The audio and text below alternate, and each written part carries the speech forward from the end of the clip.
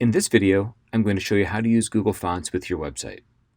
Using Google Fonts is a nice way to add some additional style to your site, and like other web fonts, helps to ensure that your users are going to see the fonts that you want them to see when they visit your site.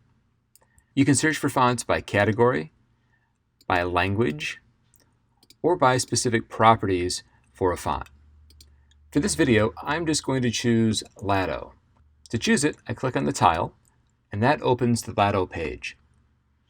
You can type in your own custom sentence here for previewing the font if you'd like. I'm just going to go with the one that's there.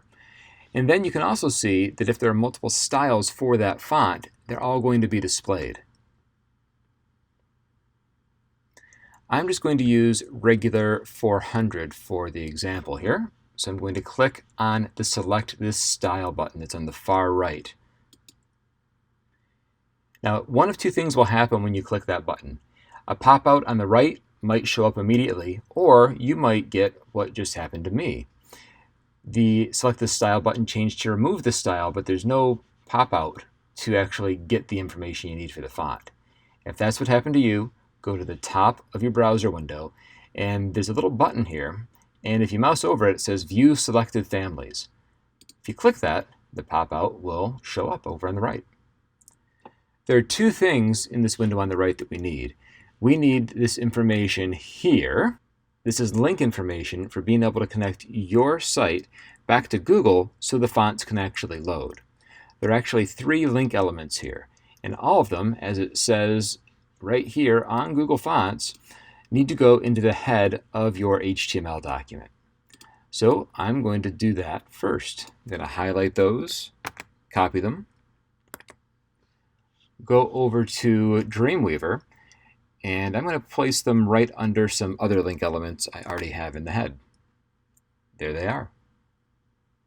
Now that's great. So the browser can connect to Google to load my font, but it's not going to do that yet because I still haven't actually applied that font to any text in my site. I want to style this, this text right here. Right now it's just some filler text, lorem ipsum stuff. Let me zoom in on it so you guys can see it better.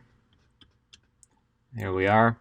Right now it's just set as times. In fact, if I go over to my styles, you can see here's a paragraph rule, font family, Times New Roman.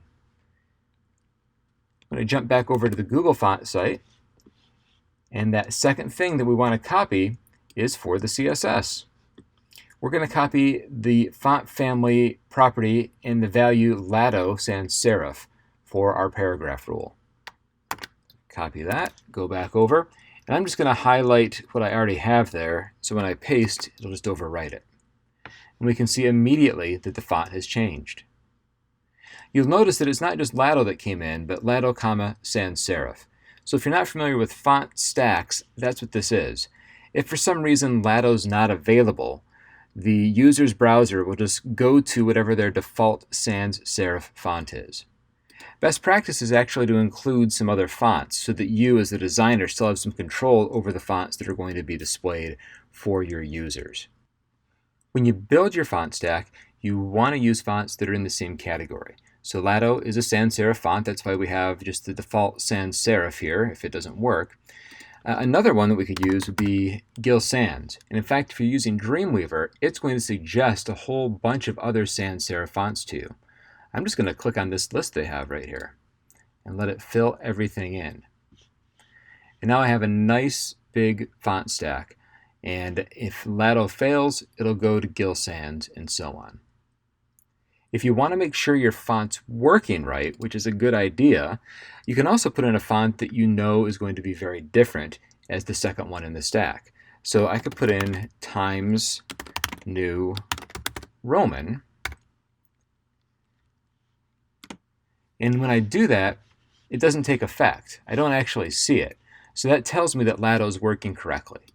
If I delete it for a quick second, and it switches to Times New Roman, okay, I know my rule's working correctly, because I see Times New Roman, I'm familiar with what that looks like. I know it's, a serif font, and these have serifs on them.